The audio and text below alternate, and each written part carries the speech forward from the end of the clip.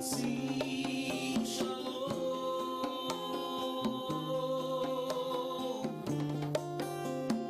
Tova uvraha.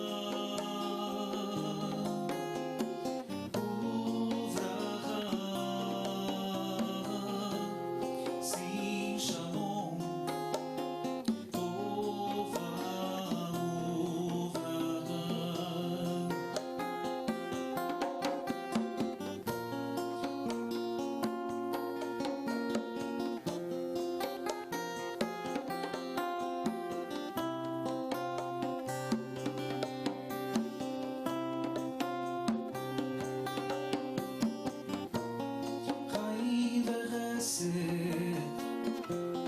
חיים וחסד ורחמים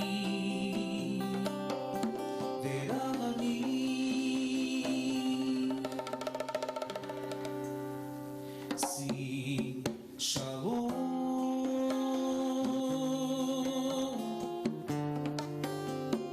טובה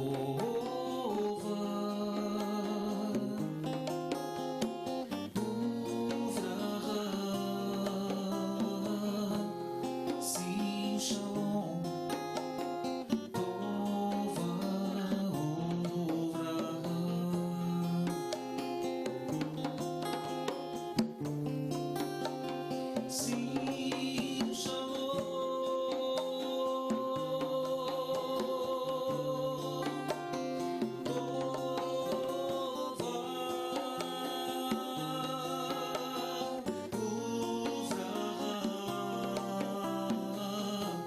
Sim, shalom, tova uvraha.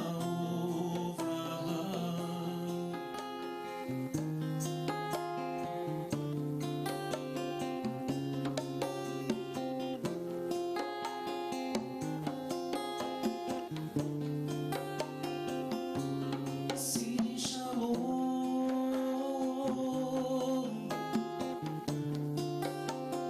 tova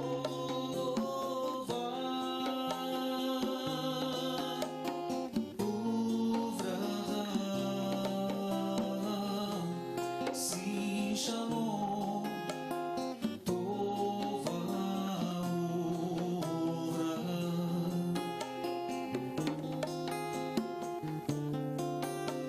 Sim, shalom,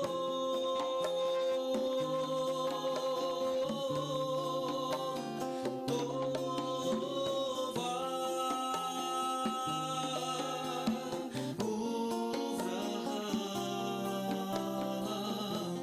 Sim, shalom, tova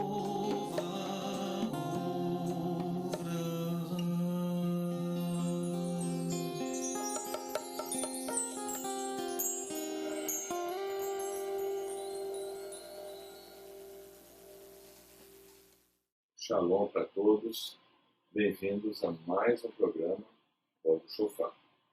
Enfim, é um livro muito importante, por isso escolhi esse livro para trazer para vocês. Muito bem, hoje nós vamos para o terceiro capítulo. Nós já lemos 2 capítulos e hoje nós vamos falar sobre o ser humano. Então, nós já vimos sobre o Eterno, analisamos esse primeiro capítulo, o segundo. Agora nós vamos falar sobre o ser humano. E aqui é um capítulo bastante longo, com muitos ensinamentos, e talvez vamos precisar mais do que uma aula para nós terminarmos esse capítulo. Mas queria começar com vocês lendo algumas partes que eu marquei.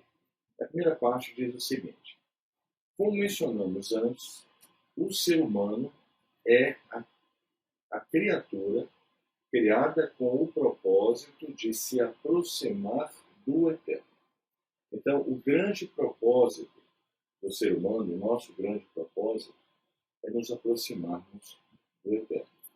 Tudo tem esse objetivo, e esse é o objetivo dos objetivos. Muito bem. Ele é colocado entre a perfeição e a deficiência, com o poder de alcançar a perfeição. No entanto, o homem precisa atingir essa perfeição através de seu próprio livre-arbítrio e desejo. Se ele fosse obrigado a escolher a perfeição, então, na realidade, ele não seria seu próprio dono, e a finalidade de Deus não seria cumprida. Logo, foi necessário que o homem fosse criado com livre-arbítrio. Assim, as inclinações do ser humano ficam equilibradas entre o bem e o mal. Gente, essa luta, ela ocorre dentro de cada pessoa. É uma escolha pessoal a cada minuto, a cada segundo, a cada momento. A atitude que nós tomamos, nosso posicionamento, as ações que nós tomamos, tudo isso vai influenciar nessa luta, ou para o bem, ou para o mal. Eu queria ler para vocês no livro de Tehilim, um versículo, um passo, que mostra esse conceito de maneira muito clara. Está no Salmo Tehilim 50, no versículo 23. É muito importante nós entendermos isso, e entendendo bem essa luta entre o bem e o mal que ocorre dentro de nós vamos observar que o Eterno nos deu algo muito precioso, que é a sua instrução divina. A Torá, a instrução divina, ela nos coloca numa posição de agirmos de uma maneira que vencemos essa batalha. Podemos efetivamente nos aproximar de Kadosh Baruch Hu. Porém, existe o livre-arbítrio, porque nós temos que tomar atitudes, decisões e ações que vão influenciar nessa luta. Dependendo das nossas atitudes, vai prevalecer um lado ou outro. A nossa alma ou o nosso corpo. Muito bem. O Tehilim 50, no versículo 23, diz assim: aquele que oferece uma oferta de agradecimento honra a mim. O Eterno diz isso. Então, uma pessoa que tem uma atitude agradecida, que reconhece a ação do Eterno na vida dela, essa pessoa honra o Eterno. E aquele que procura sempre melhorar o seu caminho, ou seja, aquele que procura organizar o seu caminho, ordenar o seu caminho, ou seja, sempre adequando suas ações à Torá. Então, se algo que não é bom está prevalecendo na nossa vida, mas nós temos uma atitude de melhorar o nosso caminho e viver segundo a Torá e adequar ou o pensamento, ou a atitude, ou a ação a algo que está instruído na Torá, o Eterno diz: a este, ou seja, a esta pessoa mostrarei a redenção divina. Uma outra tradução seria: a esta pessoa mostrarei a salvação de Elohim, do Eterno, a salvação de Deus. Então, a salvação, ela não é algo, uma mágica, onde de repente você passou a acreditar em algo e você então está tudo resolvido. A salvação não é uma fórmula mágica. A salvação ocorre através de um processo onde nós vamos melhorando os nossos caminhos em direção a viver segundo a Torá de Kadosh Baruch Hu. Isso parece ser uma coisa simples, mas não é simples, gente. Isso é uma responsabilidade diária que nós temos. Você pode até dizer assim: olha, eu fui ajudado por uma benevolência divina, Baruch Hashem.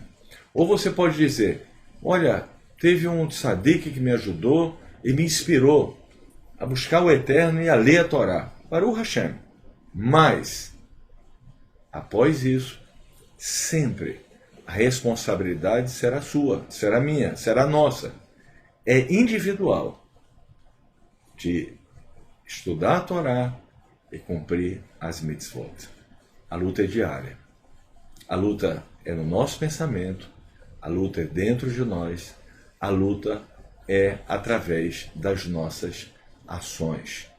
E nós precisamos assumir essa responsabilidade, porque assim nós vamos alcançar essa salvação divina que vem de uma atitude interior. Existe outro Terrilim que o Eterno diz, através no livro de Salmos, do Terrilim, que o Eterno ele busca, ele verifica na terra as pessoas que estão buscando ele sinceramente, para que possa revelar a essas pessoas a sua salvação, a sua Torá, os seus caminhos. Muito bem, continuando o livro, O Caminho de Deus, ele diz: portanto, o homem foi criado com um bom impulso, o Yetzer Tov, ou seja, uma inclinação boa, e um mau impulso, Yetzer Hara, uma inclinação má. Ele tem o poder de inclinar-se para a direção que desejar. Então, o homem foi criado com uma inclinação boa e ele foi criado com inclinação má. Gente, o objetivo de todo esse mundo é reparação. E reparação, obviamente, o mundo foi criado com um ambiente propício para a reparação. Então, todos os testes que nós passamos individualmente durante a vida, eles são importantíssimos e extremamente necessários. A nossa atitude vai determinar o rumo da nossa vida, não os testes, não as circunstâncias exteriores, a nossa atitude. O nosso desejo de fazer a vontade de Kadosh Baruch Hu e nos consertar. Muito bem, continuando, para que essa meta fosse melhor realizada, a suprema sabedoria determinou que o ser humano fosse composto de dois opostos. São eles sua alma pura, espiritual, e o seu corpo físico não iluminado.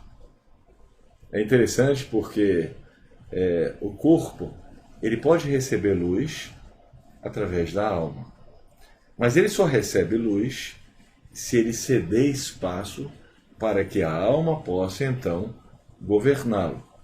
Mas ao mesmo tempo o corpo ele tem o desejo de governar e que seja satisfeito os seus desejos. Alguns desejos a Torá permite, outros são proibidos, são ilícitos.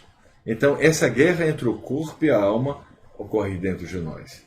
E a decisão cabe a nós de como fazer a guerra pender ou para o lado físico ou para o lado espiritual. Muito bem.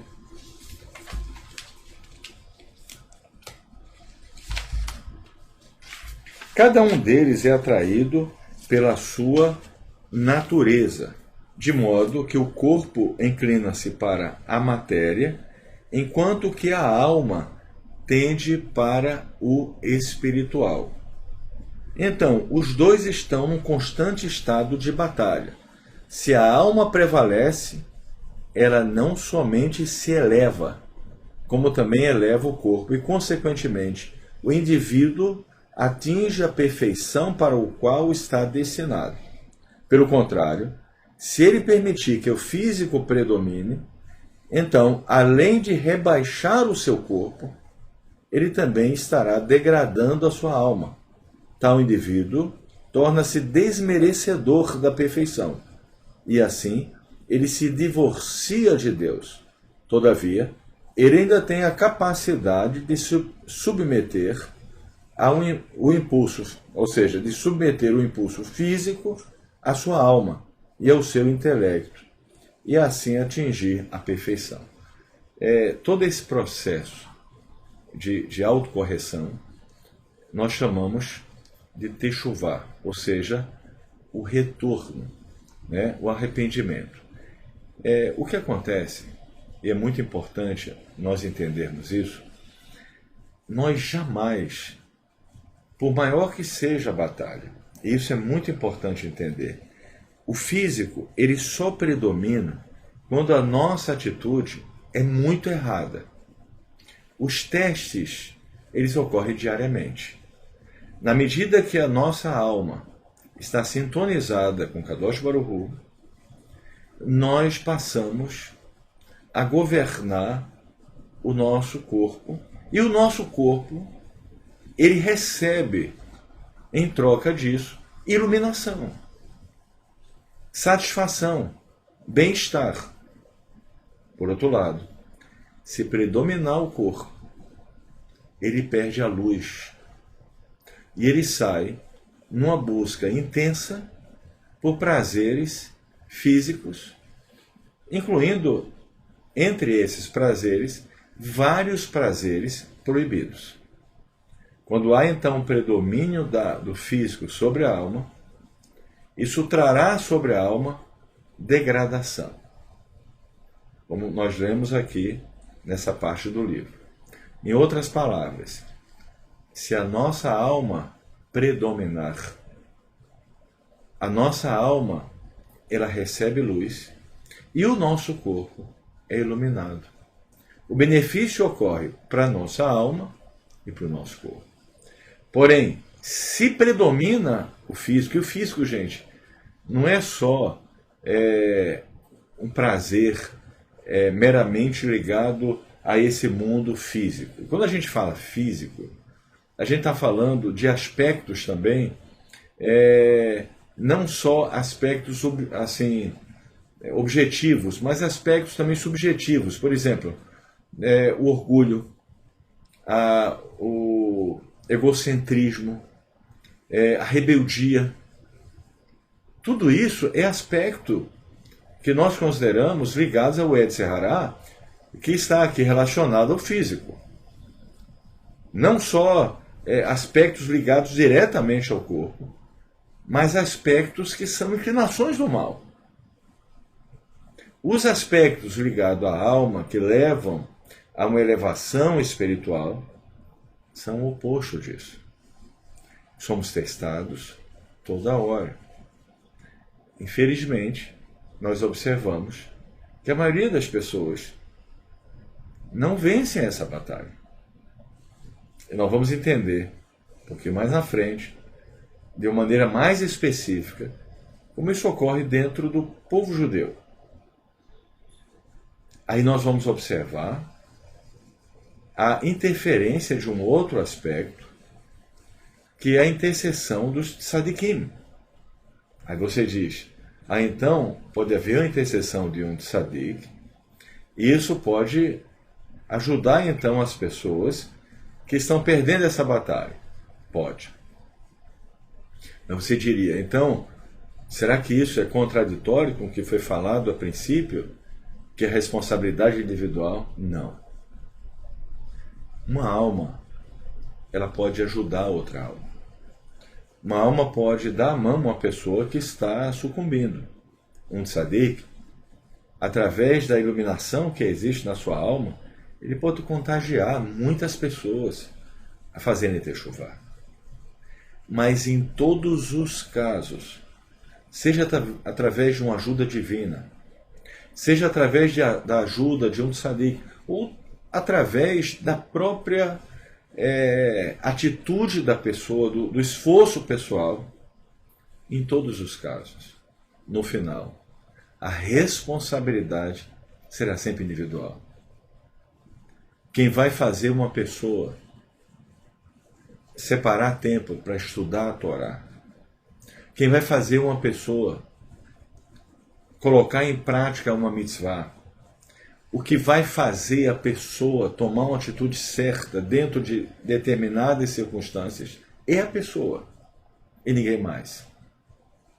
Então, o livre-arbítrio, ele coloca sobre nós, de uma maneira irrevogável, a nossa responsabilidade pela nossa vida. o Eterno dá todos os recursos, tanto o recurso da Torá, das mitzvot, que é a maneira que nós devemos nos aproximar de Kadosh Baruch Hu. O Eterno supre outros meios, como os tzadikim, que intercedem por aquelas almas que estão perdendo essa guerra, para que elas possam então fazer techuvá e retornarem ao Eterno, porque na medida que prevalece o físico, a alma dessas pessoas ficam divorciadas do Eterno, separadas do Eterno. O Eterno dá vários recursos. O Eterno tem um recurso extremamente importante, que é enviar Mashiach, tanto a função de Mashiach ben Yosef como a função de Mashiach ben Davi.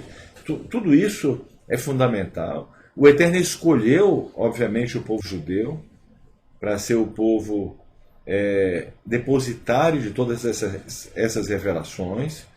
Então, tudo isso são formas de facilitar esse processo, mas nada disso tira a responsabilidade pessoal de vencer essa guerra e de fazer prevalecer a alma sobre o físico. Muito bem. Continuando, diz: a bondade de Deus determinou que existe um limite ao esforço humano necessário para atingir a perfeição. Aí existe algo muito interessante. Na medida que o ser humano, né, ele faz um esforço, ele começa a colocar em prática, recebe ajuda divina para isso, chega a um certo ponto que lhe é assegurada então a perfeição dentro de uma benevolência divina. Aí você diria, mas espera aí, então o homem depende da benevolência divina? Depende. Mas isso não o isenta da sua responsabilidade pessoal. Nada vai isentar o homem da sua responsabilidade pessoal. A benevolência divina, ela vai acompanhar a caminhada de uma pessoa desde o começo. Desde o momento que ele passa a ter um interesse pelas coisas divinas, a benevolência divina, ela vai agir na vida dele. Até o ponto que, após ele ter feito a techuvá e ter feito um esforço até um limite, como foi dito aqui, é concedido a ele a recompensa do mundo vindouro, também pela benevolência divina, porque é estabelecido até o quanto ele pode dar e o que ele não consegue mais, a própria benevolência divina concede a ele esse direito. Mas em todos os casos, nada acontece por uma mágica. Nada acontece sem um esforço. Nada acontece sem decisões que são tomadas dentro de cada pessoa. Decisões que vão favorecer ou a sua alma ou o seu corpo. Vamos continuar.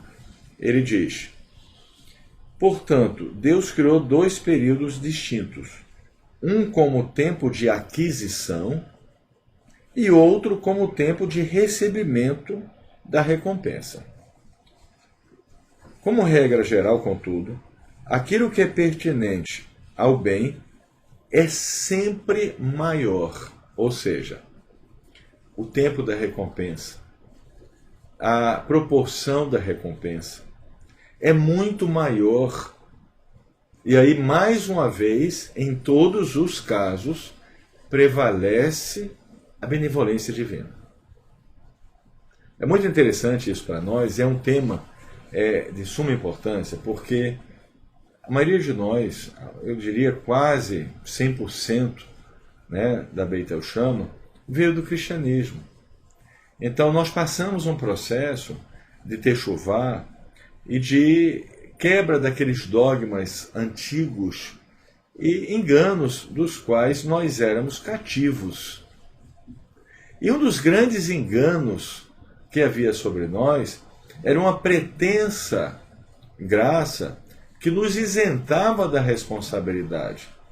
E pelo fato, entre aspas, de nós passarmos a acreditar num certo conceito, estaríamos então, de uma certa forma, aptos a receber a recompensa, sem que devêssemos estudar e praticar a Torá. Bem, isso é um grande engano, do qual nós éramos cativos. Então esse tema é muito importante porque quebra esses paradigmas. Ora, essa ilusão e esse céu falso que nós aprendemos no passado, porque não é um céu verdadeiro, ninguém vai para o céu apenas por crer num conceito, né? Isso é uma grande ilusão, mas essa ilusão, de uma certa forma, anestesiava a nossa mente, embora não tivesse nenhuma lógica, nós estávamos cativos, presos a isso, e estamos livres. Mas esse estudo é fundamental na medida que nos coloca dentro de uma visão correta. Uma visão onde nós vamos agir de uma maneira apropriada, não para um falso céu que nós acreditávamos no passado, mas para um céu verdadeiro, uma recompensa genuína, pelo ensinamento do livro que o Eterno ditou, a Torá, que é a mensagem divina. Muito bem, vamos continuar então. Ele diz: assim, o período de aquisição é limitado e não dura além do que a sabedoria de Deus determinou como adequado para a sua finalidade. Então, o tempo dos testes, da batalha que ocorre dentro de nós, ele é limitado. Ele não é um tempo ilimitado. Ele tem um tempo, ele tem não um espaço, ele tem um tempo para que ocorra isso. Esse tempo tem limites e nós devemos nos dedicar de todo o nosso coração durante esse tempo para sairmos vencedores. Se uma pessoa é derrotada, é porque ela não lutou o suficiente. Ela não buscou o suficiente. Então é preciso concentrar e lutar e chegar até o final. Ou seja, não existe uma desculpa. O tempo foi reduzido. A recompensa é ilimitada. O tempo de testes e reparação é limitado. Isso é fruto, obviamente, da benevolência divina. Continuando. Por outro lado, o período da recompensa é ilimitado e o homem continua obtendo prazer de sua perfeição atingida por toda a eternidade. Então, o Eterno, ele nos concede uma recompensa ilimitada, onde nós vamos desfrutar e crescer e nos elevar como recompensa da vitória nesse curto momento onde nós estávamos no corpo físico. Como o período de aquisição e da recompensa são diferentes, é conveniente que o meio ambiente e as experiências do ser humano sejam diferentes nos dois períodos. Enquanto ele estiver se esforçando para a perfeição, ele deverá permanecer no ambiente contendo os elementos necessários para tal esforço. Assim, o período de aquisição deverá ser onde exista o máximo possível de desafios e o espiritual e o físico estejam numa luta constante. Então você diz, puxa, eu já passei tantas batalhas. É normal. Eu já passei várias fases, diferentes fases, dificuldades, venci, mas ainda existem outros desafios, dificuldades surgindo. É normal. É natural. É natural desse ambiente. E nós temos que enxergar isso de maneira natural, não acumulando isso e pensando, já passei tanta coisa que não aguento mais, de forma alguma. É claro que você aguenta. É claro que nós aguentamos. Nós estamos numa tarefa. E essa tarefa, ela só vai acabar quando nós finalmente sairmos do nosso corpo físico e adentrarmos no mundo das almas, o mundo vindouro, onde nós então, Be'ezrat Hashem, se tomamos atitudes corretas, ações corretas, em todos os desafios e batalhas, herdaremos então uma recompensa eterna. Muito bem. Além de que, é óbvio que nesse mundo, na medida que o físico prevalece, o estado da alma fica cada vez mais degradante. E a satisfação pessoal, o estado interior da pessoa nesse estado é horrível. Então, na medida que a alma prevalece e nós vamos vencendo os obstáculos e dificuldades, e em todos os obstáculos a alma sai fortalecida, mesmo nesse mundo, mundo de testes, de batalhas, de dificuldades, nós sentimos prevalecer um sentimento de satisfação. E já experimentamos nesse mundo, pelo menos um pouco, uma pequena prova do que será no mundo vindouro.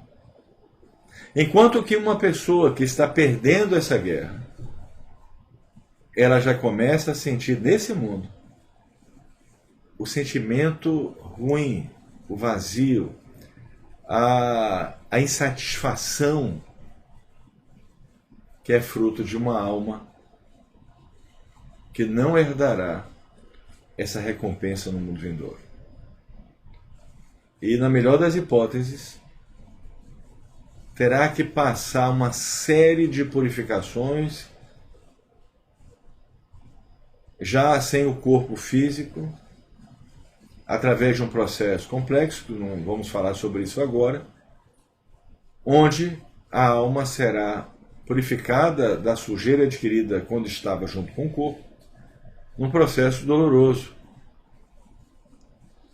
Ou seja, a aflição do mundo físico,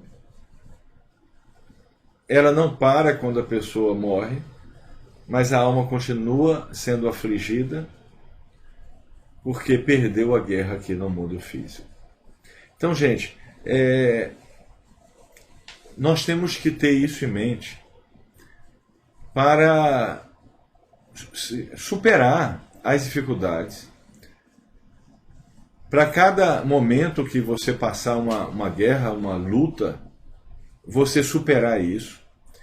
Para você, observando que se criou um mau hábito, ou que em alguma área da sua vida você está perdendo, você tomar uma atitude para vencer, para prevalecer. Ou seja, é preciso, enquanto estiver vivo, entrar nesse processo de fazer prevalecer a sua alma, a inclinação para o bem. E a gente fala muito das ações, mas tudo começa com atitudes e pensamentos. E aí a importância fundamental de ler a Torá, e não só ler a Torá, mas como disse Davi Melech, o rei Davi, meditar na Torá dia e noite. Ter o seu deleite no estudo da Torá.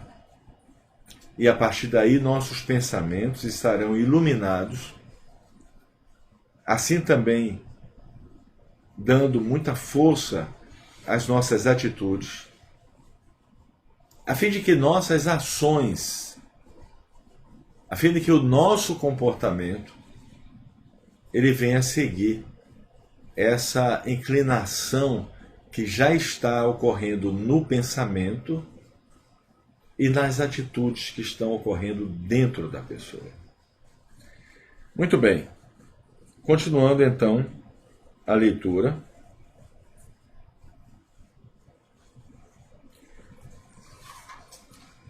É por essa razão que Deus criou dois mundos.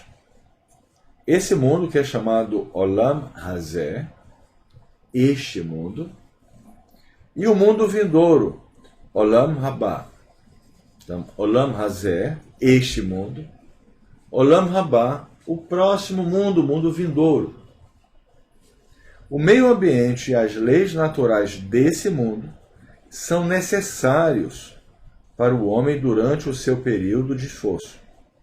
O meio ambiente e os princípios do mundo vindouro, por outro lado, são o que é necessário ao homem durante seu período de recompensa. Então, cada mundo é adequado para o propósito pelo qual o homem tem nesses dois períodos. No Olam Hazé, os desafios e testes, onde você vai crescer e superar. Você pode falar, já estou com 60 anos, já enfrentei tantas batalhas, agora posso descansar. Não.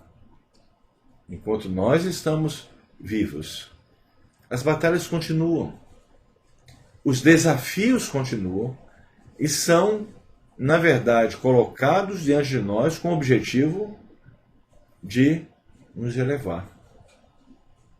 Com o objetivo de trazer, muitas vezes, potenciais que são latentes na nossa alma, mas a dificuldade traz esse potencial à tona. Normalmente, estamos conscientes da existência da alma somente porque ela nos fornece vida e a capacidade de pensar. Todavia, é necessário perceber que a alma também tem outra função, que é a de purificar até mesmo a matéria física do corpo. A alma tem o poder de elevar o corpo passo a passo, até que o próprio corpo possa obter prazer da perfeição junto com a alma. Gente, um exemplo prático. Você começa a prática das mitzvot. O começo é muito difícil. Fazer as 3 orações diárias é algo dificílimo, embora não seja muito tempo, é difícil. Então nós, quando começamos a colocar em prática as mitzvot, o corpo ele reage de diversas formas. Não fique surpreso se você começa a fazer as orações e no meio de uma reza que você está fazendo, seja no Shaharit, ou na Minhá, ou no Arvit, vem sobre a sua mente pensamentos às vezes até ruins. E os sábios dizem, não se preocupe, continue fazendo a reza. Isso é uma reação do seu Yetzer Hará. Mas aí o que acontece? Com o tempo, o seu corpo, ele começa a receber luz da sua alma. E essa luz começa a trazer uma satisfação para o seu corpo, melhor do que os prazeres que ele buscava para se autossatisfazer. Com o tempo, o corpo levará você para a reza, para a oração, porque ele passa a ser um servo da alma, na medida que ele sente prazer através da luz divina que sobrevém sobre ele. Então, quando a alma prevalece, é bom para a alma, é bom para o corpo. O contrário é verdadeiro. Quando o físico prevalece, é ruim para o corpo e degrada a alma. E a alma degradada, que se divorciou do Eterno, ao deixar o corpo, em razão do corpo ter falecido, ou seja, ele foi à falência, ele morreu, essa alma, na melhor das hipóteses, passará por um processo de purificação, através de vários métodos, inclusive um fogo que queima substâncias etéreas, onde haverá um sofrimento na alma para que ela então passe por essa purificação, em razão da derrota que ela teve quando estava dentro do corpo e a pessoa tomou decisões erradas. Então isso é muito importante, gente. Porque saindo daquela ilusão que nós tínhamos no passado, de um céu falso, de acreditar que pelo fato de nós aceitarmos uma fé, um conceito de fé, iríamos ser salvos, todo esse engano do qual nós estávamos imersos, saindo de tudo isso, nós precisamos entender a responsabilidade que nós temos e como o Eterno supriu todos os meios para prevalecermos. Muito bem. Se Adão não tivesse pecado, ele teria sido capaz de atingir isso sem restrições. Sua alma teria purificado o seu corpo passo a passo, até ele atingir o nível exigido para participar permanentemente do prazer eterno. Por que nós estamos falando de prazer? Se o corpo ele está iluminado pela alma, ele sente satisfação e prazer, e ele até se dispõe ao serviço divino. Por que prazer? Porque o Eterno nos criou para termos prazer. O desejo de Kadosh Baruch Hu é nos conceder alegria, luz, felicidade, prazer. O sofrimento não é um propósito. O sofrimento é um meio de purificar nossa alma ou de nos ajudar a nos posicionarmos corretamente para recebermos a luz divina, que nos dará prazer. E esse é o ponto fundamental.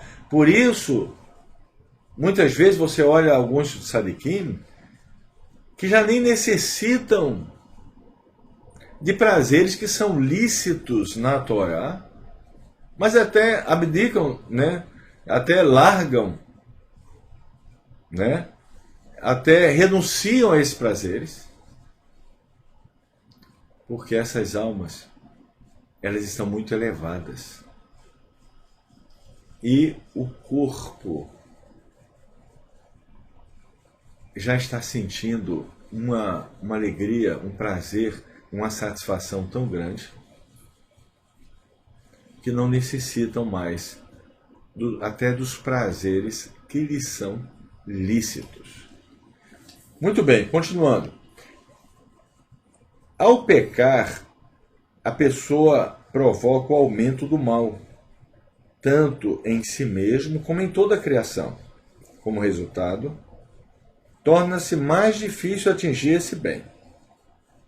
Todavia, quando Adão pecou, próximo texto, ele próprio ocultou uma grande parte da perfeição e causou o aumento do mal. Assim, o próprio homem tornou-se a causa do mal que existia nele e, portanto, ficou muito mais difícil para ele abandoná-lo. Ele já não podia merecer a perfeição com a mesma facilidade daquela época, quando não recaía sobre ele a responsabilidade de suas próprias falhas. Então, o esforço exigido para obter a perfeição foi duplicado. Em primeiro lugar, o homem precisou trazer a si mesmo e ao mundo de volta para o estado no qual eles existiam antes do primeiro pecado. Somente depois é que ele poderia se elevar daquela condição para o nível de perfeição que lhe fora destinado. Outro sim, a justiça determinou que nem o homem, nem o mundo jamais poderiam atingir a perfeição, enquanto estivesse ainda no seu estado de degeneração. Tanto o homem quanto o mundo estavam em sua forma presente, quando provocar o aumento do mal. E, portanto, ambos teriam que passar por um estágio de destruição antes que a perfeição pudesse ser obtida. Assim, o homem precisa morrer e tudo mais que estava corrompido junto com ele precisa ser destruído. A alma não pode purificar o corpo até que o corpo morra e deteriore, quando então uma nova estrutura é composta na qual a alma pode entrar, purificando-a.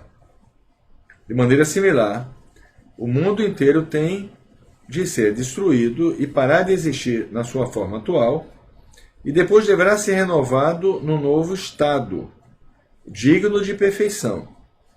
Então determinou-se que o homem deveria morrer e depois ser trazido de volta para a vida. Este é o conceito da ressurreição dos mortos. Então foi necessário que, para atingir essa perfeição que acontece até os nossos dias, o homem precisasse falecer e o corpo deteriorando, a alma então pudesse ser elevada e atingir esse estado de perfeição. Lembrando que o estado de perfeição não é um conceito absoluto. Nós já vimos isso nos capítulos anteriores, que o conceito de perfeição absoluta só se aplica a Kadosh Baruch Hu, ao Eterno. E nós lemos já nesse capítulo que é determinado um esforço limitado para que o homem então alcance essa perfeição. E então ele tem uma recompensa a qual é ilimitada. Muito bem, continuando. Por 6.000 anos existirá o mundo e durante um milênio ficará desolado. No final desse milhar de anos, Deus renovará seu mundo outra vez. Isso é um assunto relacionado aos últimos dias. Nós temos os 6.000 anos até que chegue a era messiânica. E após a era messiânica, então, se fala sobre novos céus e nova terra. Então, o mesmo que ocorreu no corpo, ocorrerá então também com o mundo. Como isso é um outro assunto, nós vamos continuar no tema relacionado ao ser humano. Portanto, o tempo e o lugar verdadeiros da recompensa serão após a ressurreição nesse mundo renovado. Então o homem gozará da sua recompensa, tanto com o seu corpo, quanto com sua alma. O corpo será purificado pela alma, e assim ele também estará no estado adequado para desfrutar esse bem. Continuando.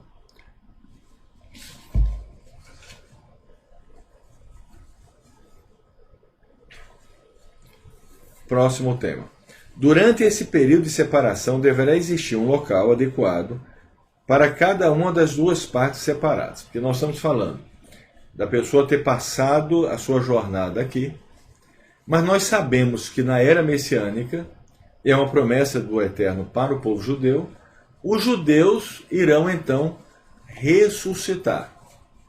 Mas o que ocorrerá entre esses dois espaços? O espaço da morte, onde a alma sai desse corpo físico, até que chegue o momento da ressurreição, que ocorrerá na era messiânica, onde o mundo estará renovado. Vamos observar isso. Assim, o corpo retorna ao seu elemento, decompondo-se e perdendo sua forma. Como o corpo originou-se do pó, ele deve voltar ao pó. E foi isso que Deus disse a Adão. Gênesis, Bereshit 3,19. Tu és pó e ao pó deves voltar. Contudo, uma alma digna somente tem de esperar o tempo. Contudo, uma alma digna somente tem de esperar o tempo, quando o que tiver de ser feito com o corpo ressuscitado já terá sido feito. O corpo deve sofrer a deteriorização e a decomposição, permanecer na terra pelo espaço de tempo conveniente e finalmente ser reconstruído novamente, para que a alma possa entrar nele outra vez. Durante esse tempo intermediário, No entanto, a alma também precisa de um lugar. Onde ficaria a alma a qual venceu essa batalha enquanto estava no corpo? É por essa razão que Deus preparou um mundo das almas. Quando a alma deixa seu corpo, ela entra nesse mundo das almas e ali fica, num estado de repouso, enquanto o corpo fica submetido ao que é necessário. Durante esse período, a alma experimenta um sublime deleite. Esse repouso não é dormindo, gente, porque ela vai, na verdade, sentir muito deleite, muita alegria. Ela vai interagir nesse mundo das almas dentro de um ambiente extremamente deleitoso, né, de um prazer espiritual extremamente grande.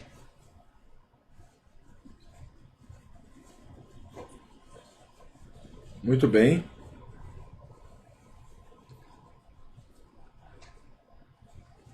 Durante esse período, a alma experimenta um sublime deleite. Seu nível no mundo das almas também é determinado pelas suas realizações, da mesma forma como será em sua recompensa final. No entanto, a verdadeira perfeição destinada aos que são dignos dela não é atingida somente pelo corpo ou pela alma, mas por ambas as partes combinadas após a ressurreição. Então, embora a alma separada do corpo e estando num estado de deleite no mundo das almas, ela só atingirá a perfeição quando ressuscitar e, juntamente com o corpo, interagindo com o corpo, alcançar esse estado. Muito bem, estamos já chegando ao final. Peço que alguém chame, hoje é o Vlamir que vai dar aula sobre esse mitzvot. Enquanto ele está chegando, nós vamos continuar mais um pouco e daqui a pouco ele vai estar falando sobre uma mitzvah. O que é muito importante, gente, porque complementa esse estudo, né? Nós estudamos sobre os caminhos de Deus, mas é importante a cada programa Voz do Shofar estudarmos uma mitzvah, para que nós possamos, então, aperfeiçoar de uma forma plena. Então, o Vlamir já está presente, eu vou passar daqui a pouco para ele, mas vamos terminar essa parte com mais um comentário do livro. Por causa do pecado de Adão, foi determinado que o ser humano pudesse atingir a perfeição somente após a morte, mesmo que as suas ações possam ser tais que ele tenha se tornado merecedor dela enquanto ainda estiver vivo. Porque sem vida nesse mundo, o homem nunca atingiria em absoluto. Já que o único tempo para conseguir a perfeição é neste mundo, antes da morte. Através das boas ações que a pessoa fez, a alma pode ter atingido perfeição e excelência, mas isso não pode ser expressado. A alma não pode brilhar com o esplendor adequado à sua excelência, que ela realmente atinge, porque tudo permanece oculto na essência da alma até chegar o tempo disto ser revelado. Só para terminar, ao purificar o corpo, a alma se assemelharia ao seu Criador, fazendo o bem e recebendo perfeição e concedendo perfeição ao outro. E esse fato em si elevaria a alma ainda mais. Todavia, quando a alma deixa o corpo e entra no mundo das almas, ela pode brilhar livremente, com o esplendor que lhe corresponde como resultado das suas boas ações, enquanto esteve vinculada ao corpo, tanto através disso quanto pelo que ela pode alcançar no mundo das almas. A alma tem a capacidade de recuperar o poder perdido, enquanto esteve vinculada ao corpo. Isso, por sua vez, a torna mais qualificada para a sua função derradeira, após a ressurreição, ou seja, a purificação do corpo. Vamos ler só mais um texto e terminamos. Conseguimos terminar o capítulo. E na semana que vem vamos sobre a responsabilidade humana. Então, só mais um texto, eu vou passar para o Vlamir. No entanto, quando a alma for recombinada com o corpo após a ressurreição, ela já não ficará amarrada ou presa e poderá entrar no corpo com todo o seu brilho e vigor. Então o corpo experimentará uma grande iluminação e não terá de desenvolver-se gradativamente como a criança hoje em dia. A alma surgirá imediatamente com seu brilho, purificando o corpo num grau muito intenso.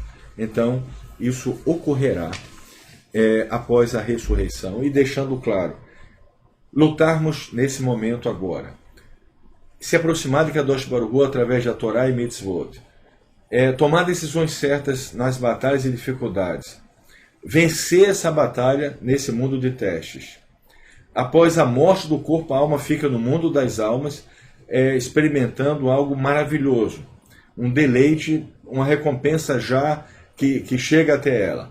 Até que chega o momento da ressurreição, onde ela volta ao corpo, o corpo não precisa mais nascer como um bebê, ele já recebe a alma, e a alma brilha livremente, o corpo recebe esse brilho da alma, atingindo então esse momento de perfeição. Então, terminamos o 3º capítulo. Na semana que vem nós vamos falar sobre o 4º, que é a responsabilidade humana, e vou passar para o Vlamir, e depois 5 minutinhos para você se libertar de Edom. Então, com vocês agora o Vlamir, com a mitzvah de hoje. Shalom a todos, que bom poder estar mais uma vez aqui no programa Voz do Shofar. A mitzvah que eu gostaria de trazer hoje para vocês é a mitzvah de número 154, que fala sobre descansar no Shabbat. O nosso alvo é trazer alguma coisa que seja útil para ambos, tanto para os Gerim, aqueles que se converteram, fizeram a Brit Milá e assumiram então a postura de viver como um judeu, mas também daqueles que são chamados de Bnei Noach. E graças a Deus, aqui na nossa comunidade, nós temos, durante os Shabbatotes aqui, muita gente, tanto Gerim quanto Bnei Noach. E graças a Deus por isso, porque o nosso serviço aqui começa de manhã, vai até o pôr do sol e todos nos acompanham até o final. Mas sabendo, obviamente, e lembrando que não existe a obrigatoriedade para o Bnei Noach da guarda do Shabat da mesma maneira que uma pessoa que se comprometeu através da Brit Milá. Eu não gosto de usar a expressão obrigatoriedade porque isso soa um pouco mesquinho quando se trata do nosso relacionamento com o Kadosh Baruch Hu. Acredito que chamar de compromisso tem uma conotação mais adequada.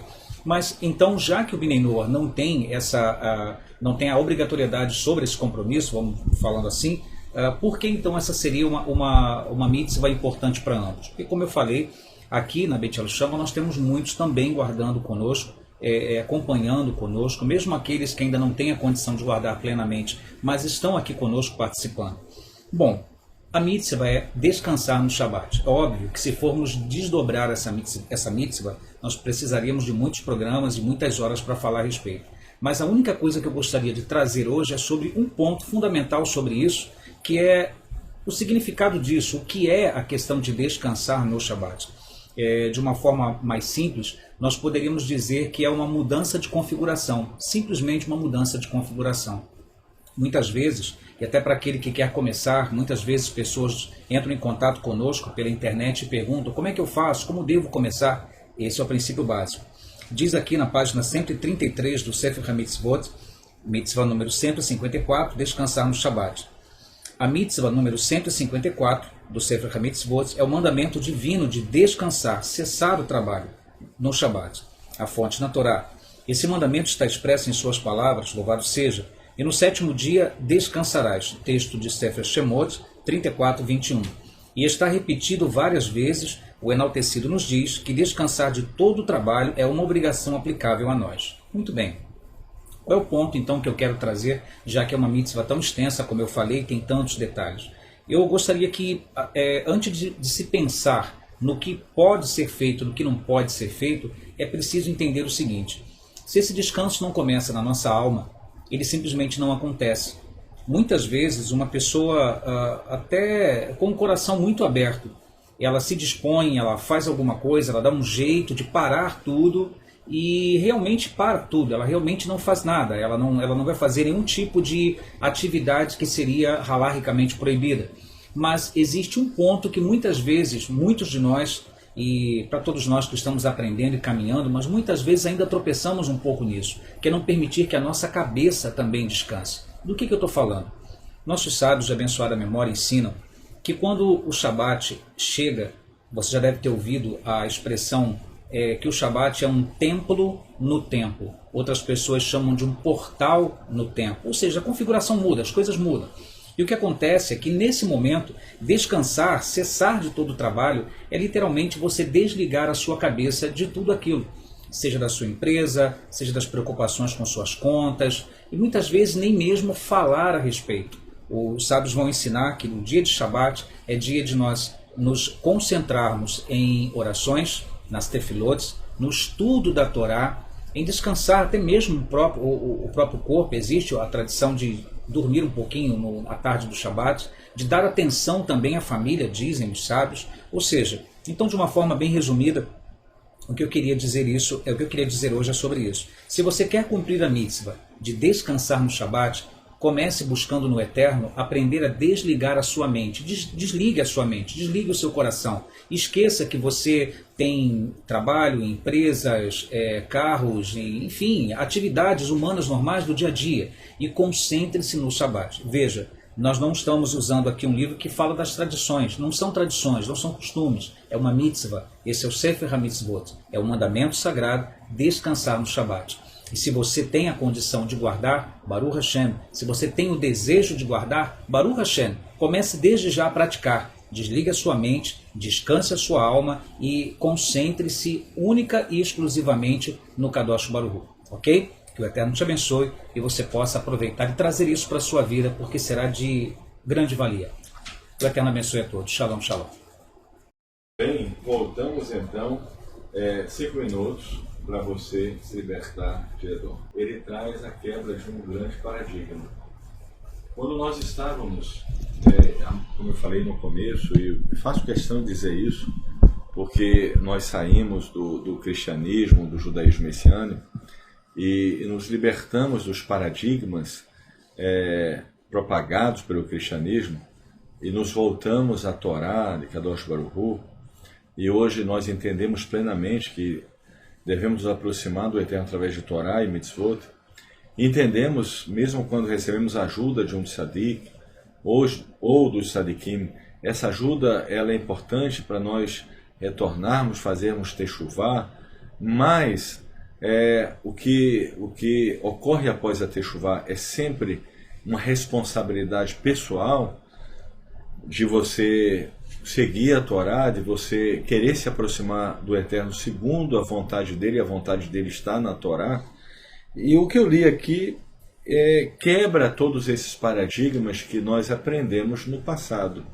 Porque nós aprendemos no passado, erradamente, que a salvação, digamos assim, ao mundo vindouro, se resumia em crer, né, que uma pessoa é o Mashiach, é o Messias, e na nossa concepção anterior, e que ele não só era o Messias, que ele é divino.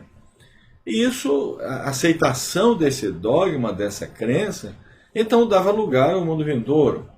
E aí existe uma série de outros conceitos que estão agregados a esse. Nós vimos que isso, na verdade, era um engano. Na verdade, o céu promulgado é um falso céu. E o Eterno, que ditou a Torá, o seu livro, o livro do Eterno, ensina que não é assim. Um tzadik, ele pode interceder pelas pessoas, claro, pode ajudar na techuvá, claro, mas ele não tira de ninguém a responsabilidade de buscar o Eterno, de seguir a Torá, de cumprir as mitzvot. Então esse texto diz: aquele que oferece, né, ofertas de agradecimento, honra a mim, e aquele que procura sempre melhorar seu caminho, a esse mostrarei a salvação do Eterno, ou a redenção divina. São duas maneiras de você interpretar esse versículo. Das duas formas, das duas maneiras, nós entendemos que a salvação não é adquirida apenas por uma aceitação de um conceito, mas por uma busca concreta de melhorar seus caminhos. Mas como eu vou melhorar meus caminhos? E qual é o referencial?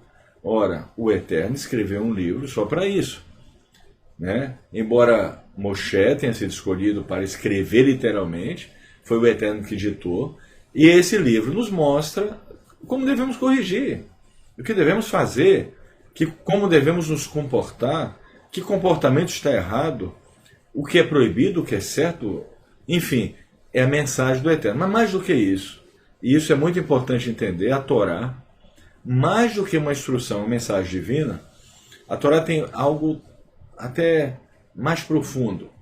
Quando uma pessoa escreve um livro, por exemplo, se eu escrever um livro, o Vlamir que deu aula escreveu um livro, qualquer pessoa escrever um livro, vai ter a mensagem da pessoa que ela quer transmitir. Mas mais do que isso, ela passa um pouco da alma dela. E é muito interessante isso. Quando você conhece a pessoa que escreveu o livro, você vê a maneira da pessoa falar, você identifica um pouco com o livro que você leu dela. Então a pessoa passa um pouco da alma dela, do sentimento dela, da essência dela.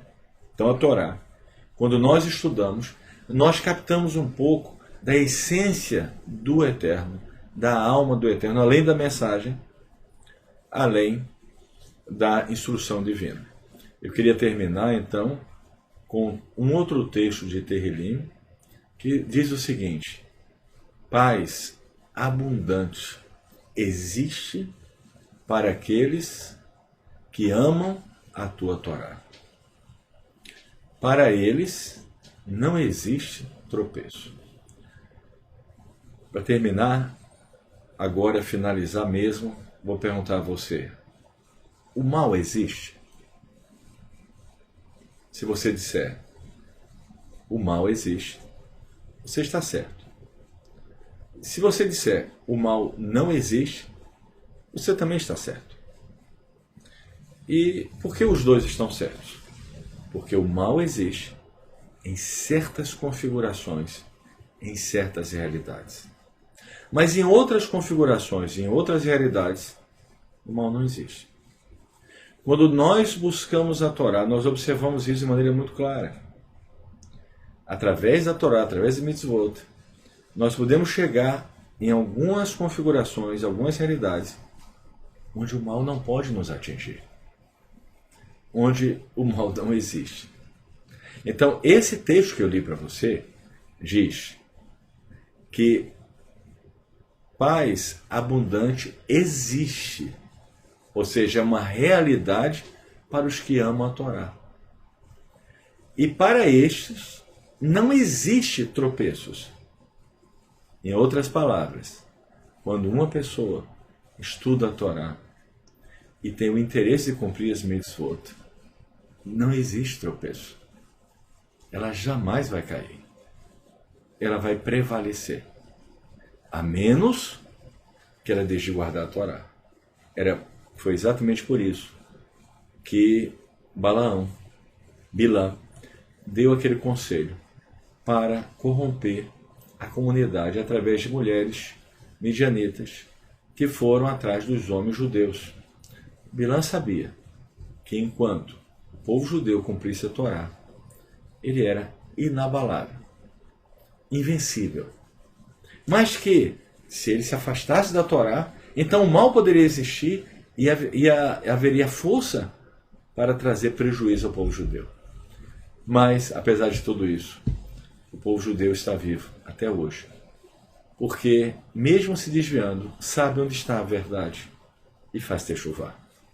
Bezrat Hashem, em breve, na era messiânica, o Mashiach, Ben Davi reinando, todo o povo judeu estará nas terras de Israel, e a vitória do bem contra o mal, da alma contra o corpo, que vai trazer uma recompensa até para o corpo no final, porque vai ser iluminado pela alma, prevalecerá. Shalom, shalom, Bezrat Hashem, na semana que vem estamos de volta.